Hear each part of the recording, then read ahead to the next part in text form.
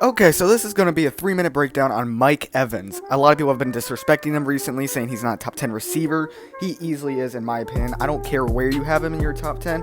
I see him anywhere from the 7 to 10 range, back end of the top 10. We're going to be going over why people don't think he's top 10, and then saying why I don't agree with those points. So some points that have been pointed out is that he doesn't have consistent hands. His hands are a little suspect on some points, and I just don't agree with this. I feel like he has at least average hands, if not above average hands, and you can look at any point. I mean, he's a good red zone threat because he's able to hold on to the ball and high point it when it's coming towards him. You can look at it at this catch right here.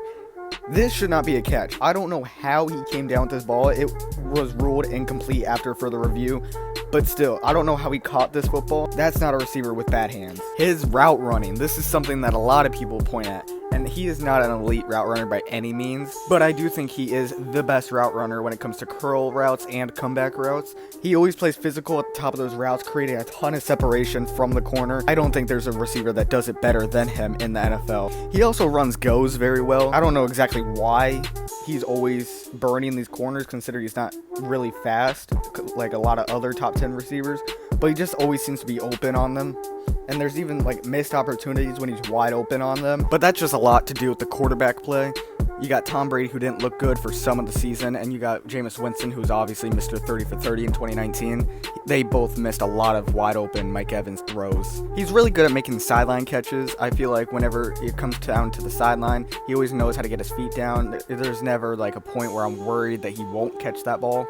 And then another one that people are looking at is he plays in a pass-heavy offense, so his stats aren't as impressive as other wide receivers.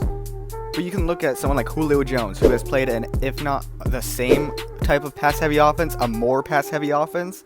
In the last 3 years, Matt Ryan has had 600-plus attempts every year, while Mike Evans in the last 3 years has only had 2. You can look at Antonio Brown in 2018.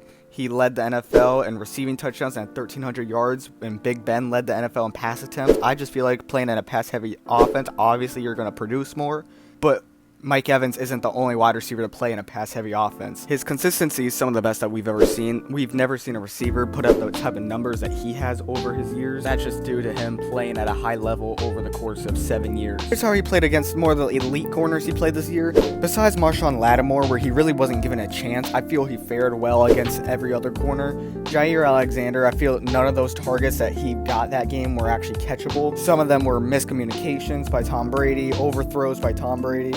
I feel like a lot of that had to do with the quarterback play that game.